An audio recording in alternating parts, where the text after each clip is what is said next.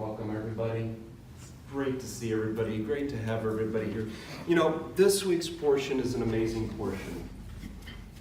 It feeds off of what we just had gone through with Passover. And I'm going to touch on that in a moment. But first I want to talk about, what does it actually mean to be holy? What does it mean to be complete? What is it? We just had the Torah reading today. If you read the Torah reading, you know that we're commanded with all these different laws, these different regulations, these different aspects of how we should regulate and live our life, how we should structure our life, how we should behave toward one another, how we should inspire and aspire to be the best that we can be, for not only for ourselves, but for a community as a whole. But the thing that it leaves off is how we treat ourselves. What do we think? What do we say to ourselves? Not only how we treat other people, but in direct reflection of how we treat others is a direct reflection of how we think and how we feel about ourselves. In order to become holy, we have to own all the aspects of who we are. Mentally, physically, spiritually, all these different components in us make us whole. To emulate the Creator, if you will, because the Creator God lacks nothing. God is complete. So if we are modeled in the image of the Creator, then by nature we are already whole, but we deny those aspects within ourselves which cause us strife and turmoil within our life, and we wonder why our lives don't work the way we feel that they should. We wonder why things aren't going prosperous for us, or we have ill health, or we have poor relationships, or we have these different qualities and aspects in our lives that aren't working the way we want to. Back when we were talking about Passover a few weeks ago, we were freed from Egypt as slaves, were we not? Our ancestors, but we always say that we were freed. When God freed me, when God freed us, but we kept the slavery mentality. So are we really free? You say, what? What are you talking about? I'm not a slave. You're crazy. That was thousands of years ago. You're a slave to other people's opinions. You're a slave to your own limiting thoughts. You're a slave to your limiting beliefs. You're a slave to credit card companies. You're a slave to what people think and how they feel about you. You're a slave to all these different aspects that keep you stifled, pinned down, and you subordinate yourself to other people's ideas. Well, my aunt so-and-so says I shouldn't do this. I shouldn't talk in front of people, so I'm going to shrink down. I'm not going to. You become a slave. Minutes before this very talk, literally minutes,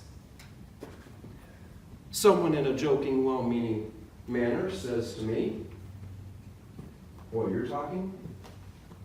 They must have really scraped the bottom of the barrel. Now, if I'm going to own this and be holy, I have to own that comment and say somewhere in my life, especially if that bothered me on any level, I am scraping the bottom of the barrel somewhere.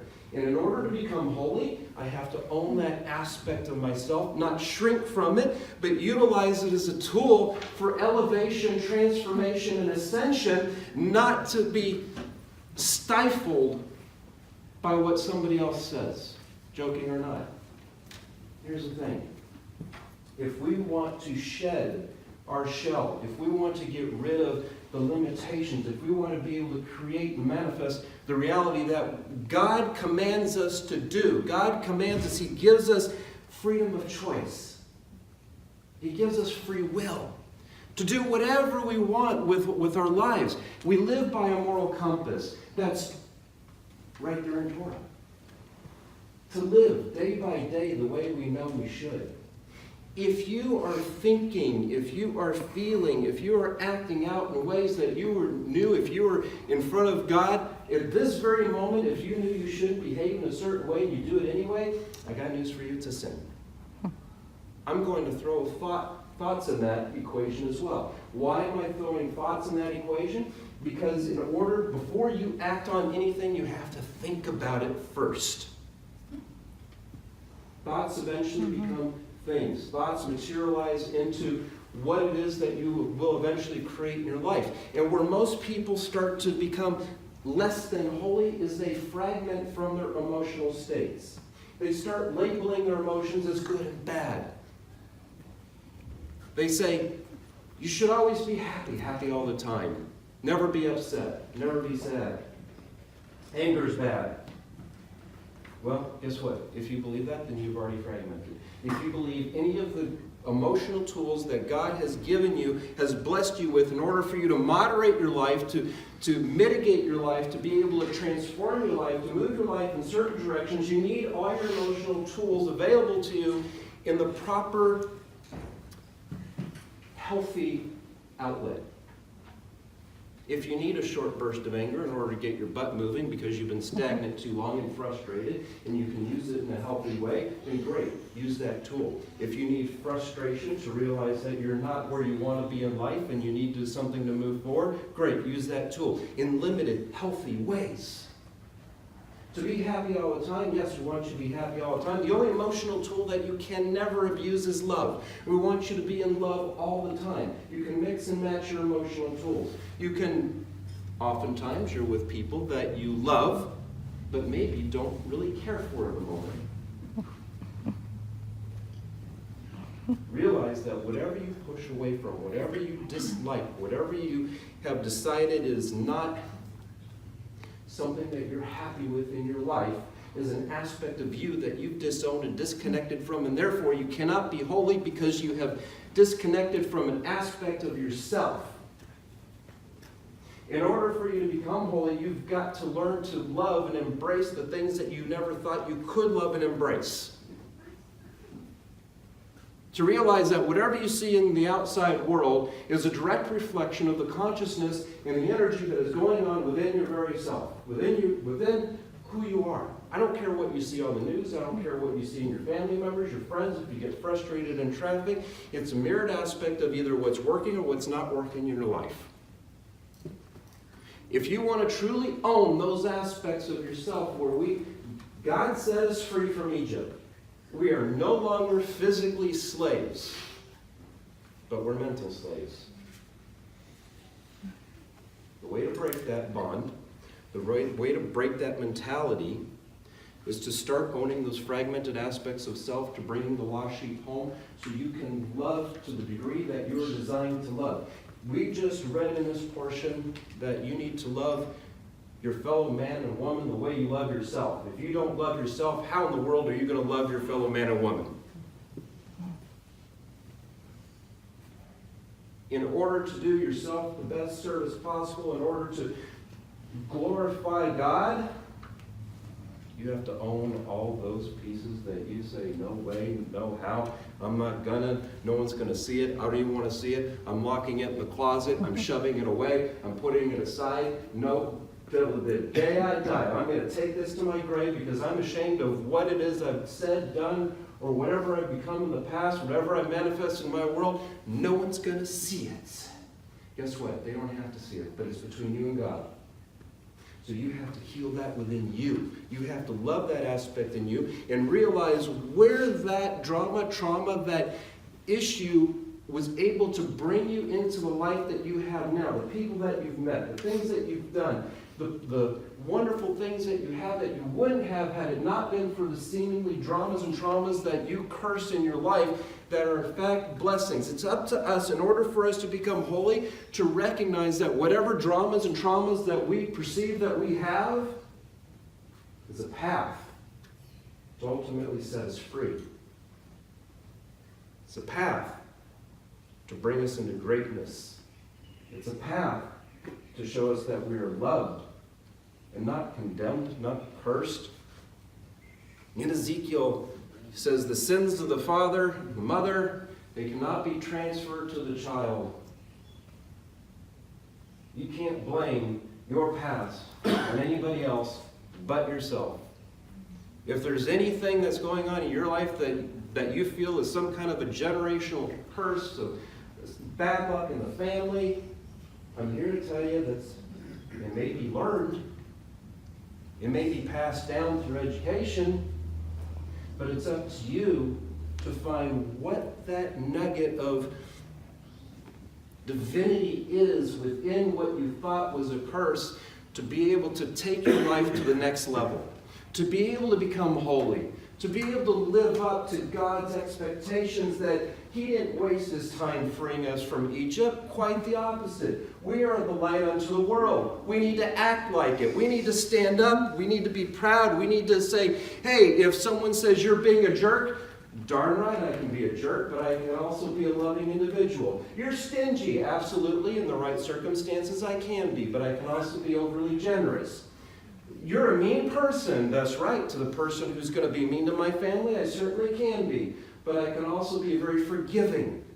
Own the aspects, own the traits, own all the qualities so you can become holy, so you can become the one individual that you can aspire to be. It's within your power to learn how to do this.